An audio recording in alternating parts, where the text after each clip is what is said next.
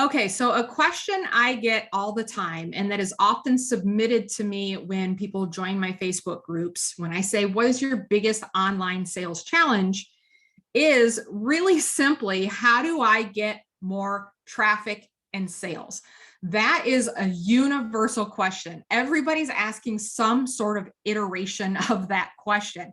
How do I get more traffic and sales? And the first thing that I want to address with this question is, a lot of people say, how do I get more traffic? So I think that there's a misnomer in people's minds, and it's not that it's completely untrue, but it's actually it's addressing the real problem is, how do I get sales, right?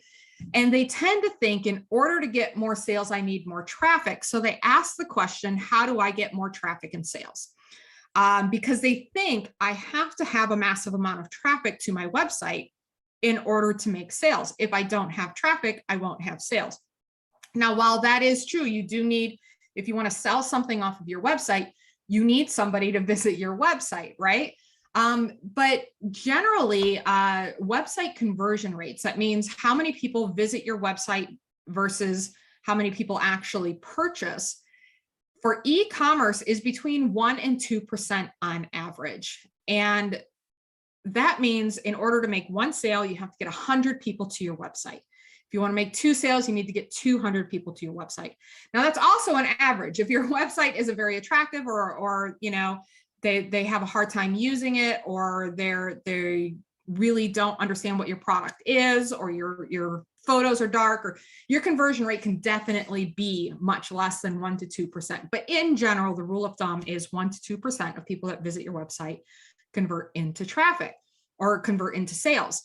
So when people are asking, how do I get more traffic and sales? What they really want is the sales. They think traffic is the way to it. And how I want to answer this question is actually to flip the entire thought process, right? Let's forget about traffic. Traffic is simply somebody visiting your website. It says nothing about their buying intent. It says nothing about anything else. And it's also highly dependent on you having a fantastic website. Now, I get clients that make thousands of dollars in sales a month, and they don't have a website at all. So there is no traffic going to their website. There's no traffic going anywhere because they don't have a website. So how are they making sales if they don't have traffic? And that's where I'm saying I want to kind of reflip this idea of, I need to get traffic in order to get sales, and talk first about, how do I get sales, right? If you really understand what it takes to make sales, then you don't have to worry about traffic. I never worry about traffic with my Happy Rabbit Toys website, because I can create sales without having general traffic. Now, I use my website to complete those sales. I don't have to, but I do. It's easy for us. We already have it set up. We've had a website since 2003. There's no sense getting rid of it. It does make things easier. But I am not sitting and waiting on just random people coming to my website to make a purchase. And that is what happens with a lot of people, is they build this website. Now it's sitting there and they're like, somebody going to come and visit my website. So how do you make sales without having a website? Well, first of all, let's get the question of, how do I actually collect the money out of the way? Because that's the biggest hang up. People think you need a website in order to collect money. You can collect money through PayPal. You can collect money through Square, which is my favorite. If you have a Square card reader, you can also send people invoices. As long as you know their mailing address and their email, then you can send them an invoice. And a lot of my clients use the Square invoices, and they send a lot of invoices. Why? Because they've already made a sale, right? They've already made this is just the last part of the transaction, is getting the money. In the buyer's mind, they're already sold. They already want it. Now they're just like, I just need to send you the money. What's an easy way to do that? That can be Square, that can be PayPal, or it can be a website. So how do we get them to that position? How do we get somebody from, I don't know who you are, to I'm ready to buy, without depending on this traffic thing, right? So I have 4 steps that I teach all of my clients to do in order to make sales. If you don't do these 4 steps, if you don't follow these 4 steps, it doesn't matter if you have the most amazing website in the world, you're not going to make more sales. It doesn't matter if you have the most amazing products in the world, you're not going to have more sales. It doesn't matter if none of this stuff matters. Traffic doesn't matter. If you don't follow these 4 steps, none of these other things matter. These are the big 4. These are the things that matter. So the very first thing that you need to do if you want to make sales is you have got to have a specialty. You cannot be a generalist. You cannot make a little bit of everything because it's fun, okay? If you want to have fun, have a hobby. No problem with that. I have hobbies. I have things I like to do. I don't make money with them. And if I want to dabble in a little bit of this and a little bit of that, I can do that because it's my hobby.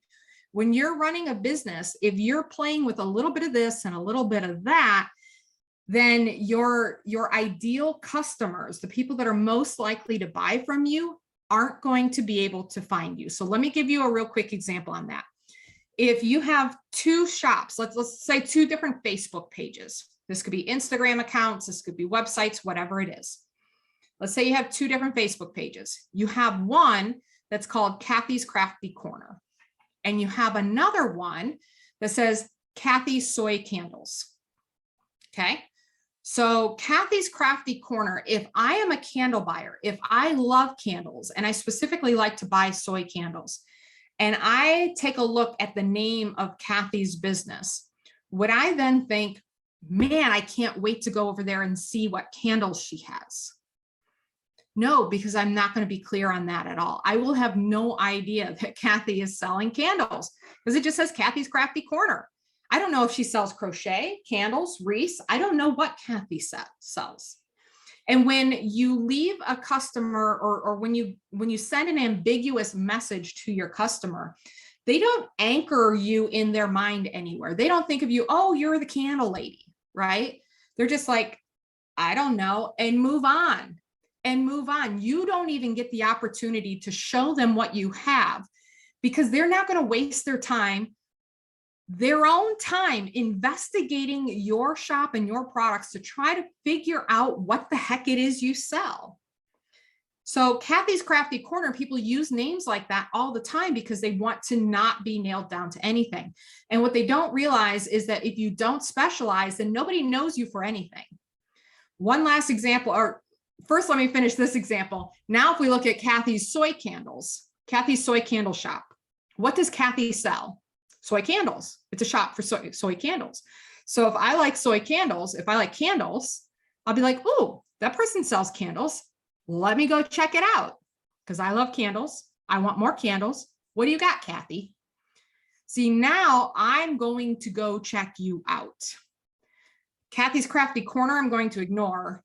Kathy's Soy Candle Shop catches my attention. Okay. So this goes beyond just name. It goes for the images that you're using.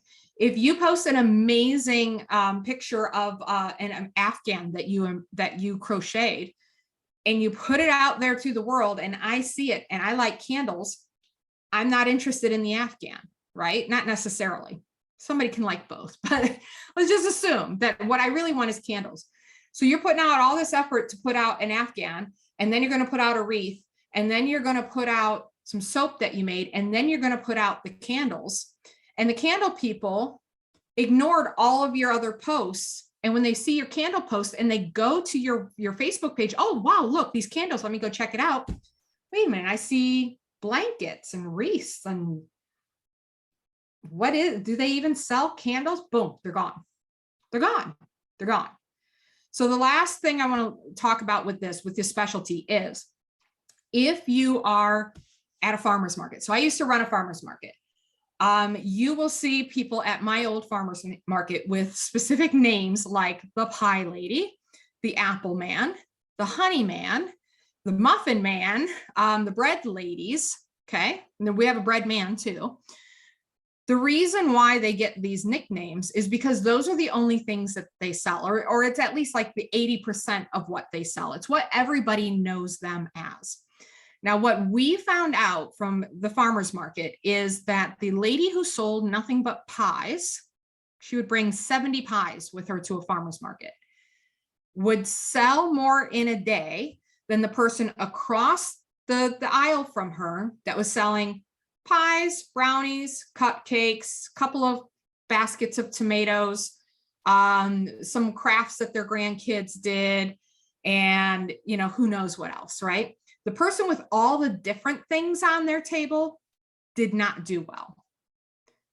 They would have 4 pies and still have 2 left by the end of the day. The pie lady has sold 70.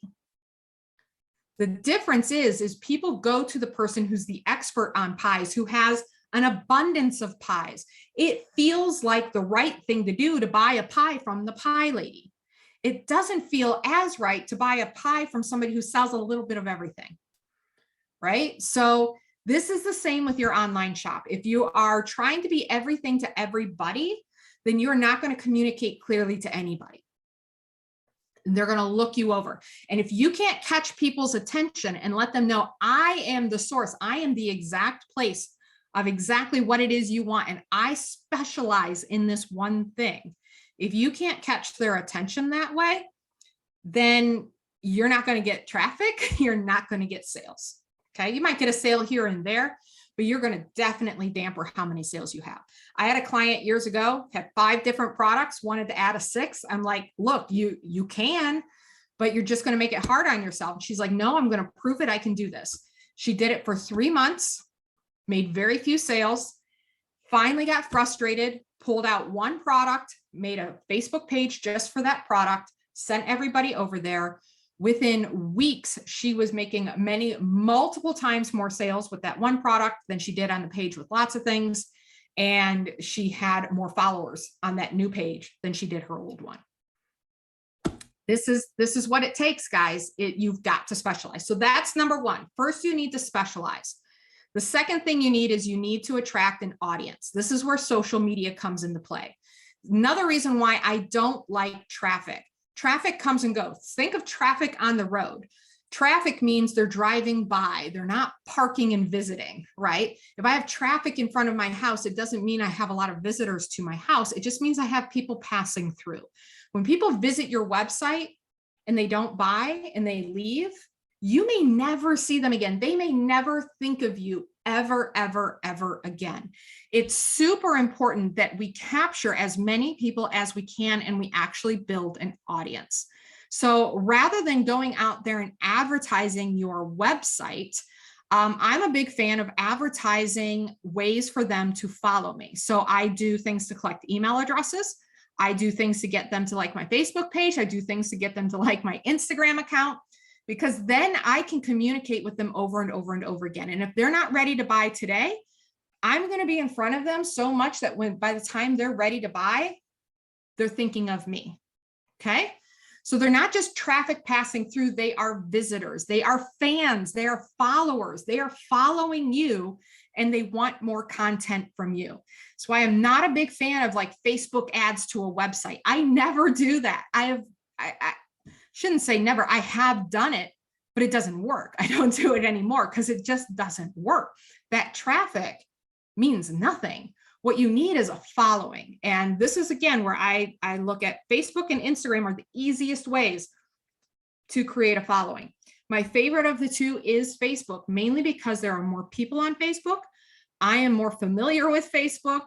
And generally, a lot of the crowds that we're catering to with handmade products tend to be a little bit older women, and they are on Facebook. That's where they're hanging out. So I want to be where they are hanging out. So you've got to build a following. You need to have a social media presence that clearly communicates your specialty. And then you need to get people to follow you on that platform. Now, the easiest thing to do is invite your friends and family. There are a lot of strategies that I teach in my Handmade Sellers Club program that shows you how to pull that audience in. But the most important thing is, and what I want you to remember moving forward, is social media isn't advertising. Don't think of it as advertising. Social media is building a community of people that you have permission to communicate with so that they can ultimately buy from you. Because people don't usually buy the first time they see something. They don't usually buy the second time. It can take 3, 4, 5, 6, 7, 50 interactions before they decide to buy. And if all we're doing is sending them to a website and they go and they visit, they may like our stuff. And they may say, I'm just not ready right now. Maybe at Christmas time, and then they forget all about you. If you instead get them to follow you, then they're like, yeah, I like this stuff. Oh my gosh, I like that one. It's getting close to Christmas. They've got exactly what I'm looking for. I'm going to buy.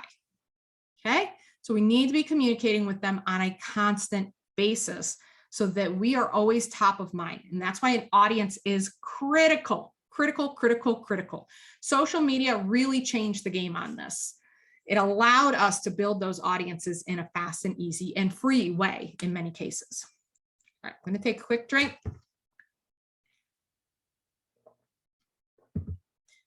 So now that we have a specialty and we're attracting our exact right customers to us and we're building an audience, next we want to work on desire. This is a biggie. We want them to want our products. How do we do that? The biggest way we do that is with fantastic photographs. Fantastic photographs and or video. And video, I would say. You could do photographs only. I wouldn't do video only. Combination of two hits the nail on the head. The reason why photographs are so important is because we are not selling in person. A person cannot come to our booth and pick up the product and view it and say, yeah, I want that when we're online.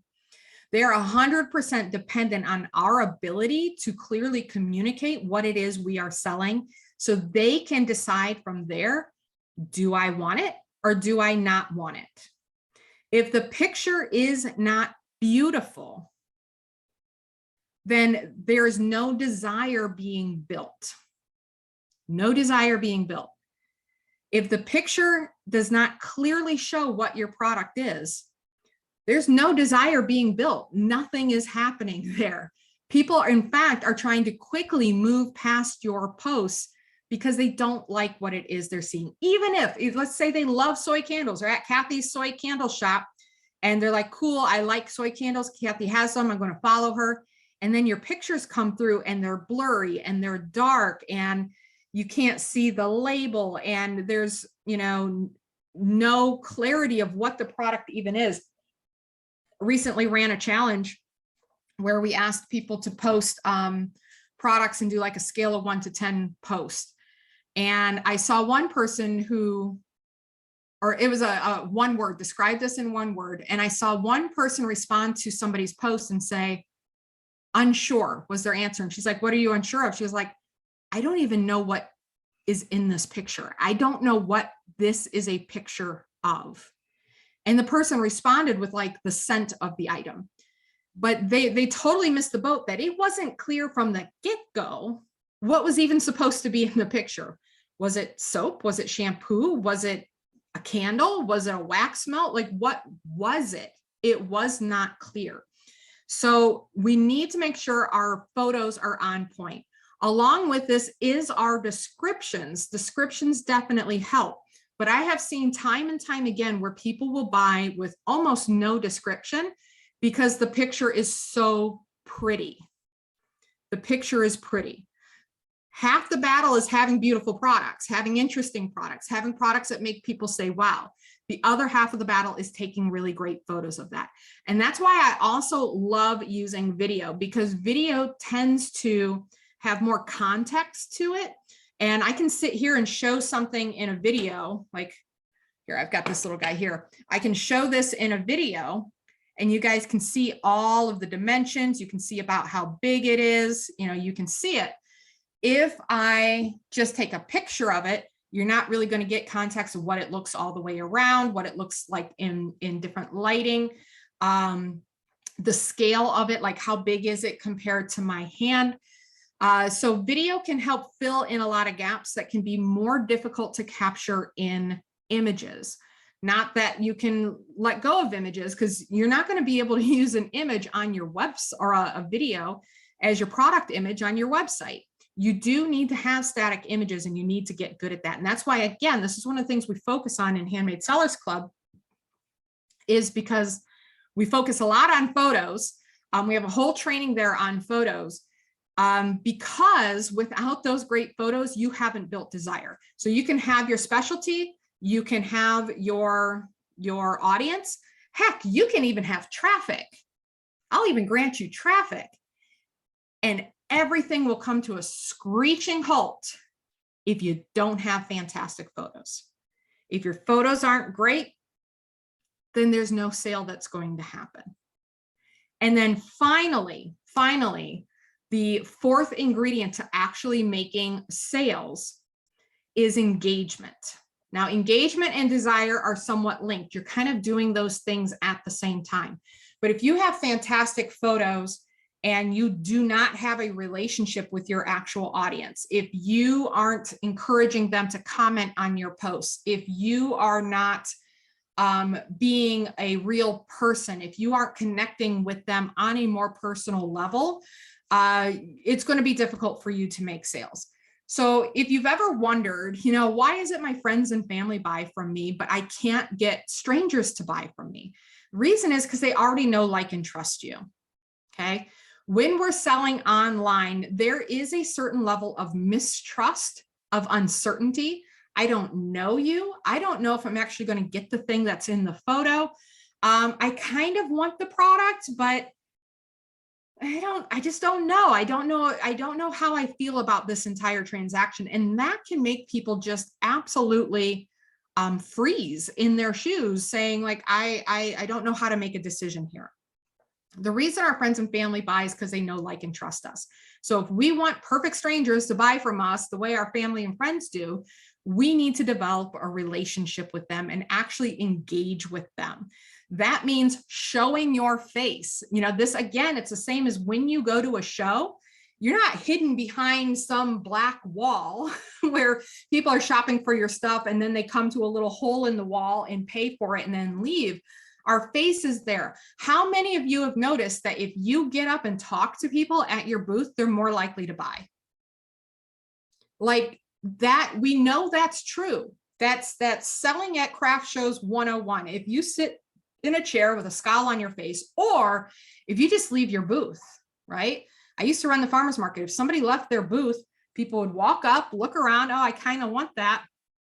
Where are they? I guess I'll move on to the next one. The desire for the product would have to be extreme for them to sit and wait for somebody to come back. If we don't have that personal touch, if we don't build the know, like, and trust, if we don't build relationships, if we don't engage with people, we're going to miss out on a lion's share of the sales. Because when we do those things, when we do engage and we do all of these, then they're buying from us, not just because they want the product, because they want to support us, because they love our personality and they want to be involved. They want to live vicariously through us and our business. They want to be entertained by us. You'd be amazed at how many people show up to just random Facebook lives that people are doing, not even selling a product, because they like to hear that person talk. Because they're like, you know what? They have such a great personality. I love it. And by the way, I have to have that. Is it for sale? Give it to me. It takes all of the antagonistic elements of the sale away. When it's a friend selling to a friend, it's not me chasing down a stranger and saying, I want you to buy this right now, right? I'm trying to sell to you. Instead, we're backing up. We're like, hey, I'm just bringing you into my world here. This is what I do. I make soy candles, and here's how I make them, and here's how I pick the scents. What are your favorite scents? This is my favorite. Ooh, look how good that smells. I can't believe how it turned out. And look, see how the color right there, and look at all the little inclusions I put on the top. Isn't that so pretty? We are building desire, and we are building a personal connection with those people at the same time. So doing posts with a selfie on your social media, doing Facebook Lives, being in your reels, being a real person in your reels, showing your face, goes a long way. Showing them behind the scenes, this is what my shop looks like. This is what my product looks like partially done. Here's a time I totally messed up. All of those are ways for you to build relationships with people to where they're like, you know what? I have 20 different options of places I could buy X product for this person that I know in my life, my mother or whatever, but I'm going to buy it from her because I like her. This is how it works. This is how network marketing works, right? This is how you get somebody to buy, shampoos and makeup and all of that stuff that they could just buy at the store because of that relationship they have with you. All right. So those are my 4 keys. Those are my 4 ingredients to actually making sales. If you nail those, then people will approach you and start saying, I want to buy from you. Now, notice I didn't say advertise. I didn't say, get in front of a bunch of people and sell your heart out. I didn't say any of that stuff. This is a non-salesy way to sell. This is you leaning back and saying, I'm just inviting you into my world. And they're leaning forward saying, just sell me everything that you have. Give me all the things, right? So it's a non-confrontational, non-salesy way to sell. And it works like a charm. When you stop selling, you make the most sales. And at that point, they say, where can I buy it? You can give them a link to your website. Did you just get traffic to your website? Yeah, but you got a sale. Like, that's what I'm most concerned about. And you'll find that your conversion rates are going to skyrocket, even if you never change a thing on your website. Your website could look like crap. And as long as they can check out without a whole lot of roadblocks in front of them, as long as they can still do the checkout process, then they will buy. Because you already sold them over here. It really didn't matter. Okay. So that's it. That's what I've got for you guys today. How do I get more traffic and sales? That is my answer. Just worry about picking a specialty, growing an audience, building that desire, and engaging your audience, and you'll never go wrong. If you are a handmade seller who wants to sell more products online, then you need to be a Handmade Sellers Club member. You'll discover how to build your social media following, get post ideas, create viral reels, and get the coaching you need and start making sales today. And you can even get your products featured. Right now, you can get a 2-week trial to Handmade Sellers Club for only $7. Go to handmadesellersclub.com to invest in yourself and your business today.